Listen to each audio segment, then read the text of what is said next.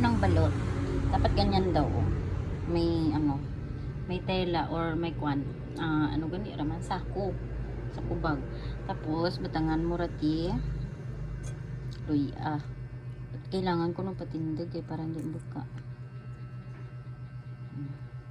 Tuloy ako nung para hindi rangsa. Pato dyan guys, pato. Tangan tuloy Teka lang, dali lang. Tangan pa ko asin. Pati asin. Dalo mga kanga sulo.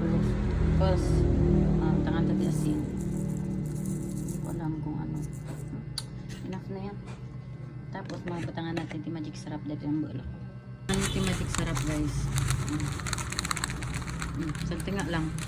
Tapos, batangan mo ti tubig na 1 cup. Ay, sorry. Okay lang ba? Tapos, butangan ko siya katela sa kabaw guys. Dali lang masagap pa ako. Guys, may tubig naman. Sindihan ko na yung kalan. Dali lang yan. Sindihan mo ang kalan. Sindihan mo ang kalan. Sorry sa sa akin nga paghirap. Wala na kudkudan. Tapos, wait guys. Ang hirap.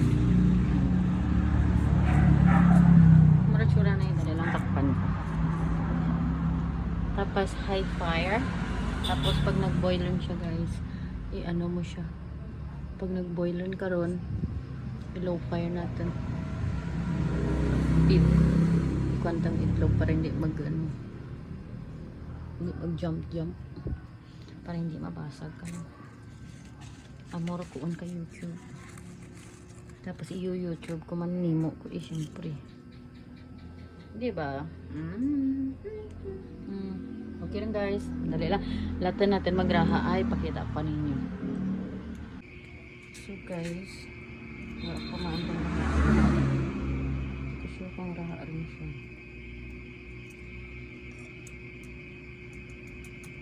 Ano kaya? Penoy. Penoy. Oh my god. Guys, nabuka ang sarap. Just think. Hindi pa siya luto guys. It's not. It's not. It's like penoy. Ay. Hindi pa siya raha guys. Do ano pa 10 minutes. Dali lang. Pag-uunta na. Ganyan siya guys. Okay yung lasa niya. Ang problema, wala siya nalumduman. So wala siya ti sisiw. Pero ang lasa niya guys, balot gid siya guys. Okay ang lasa niya.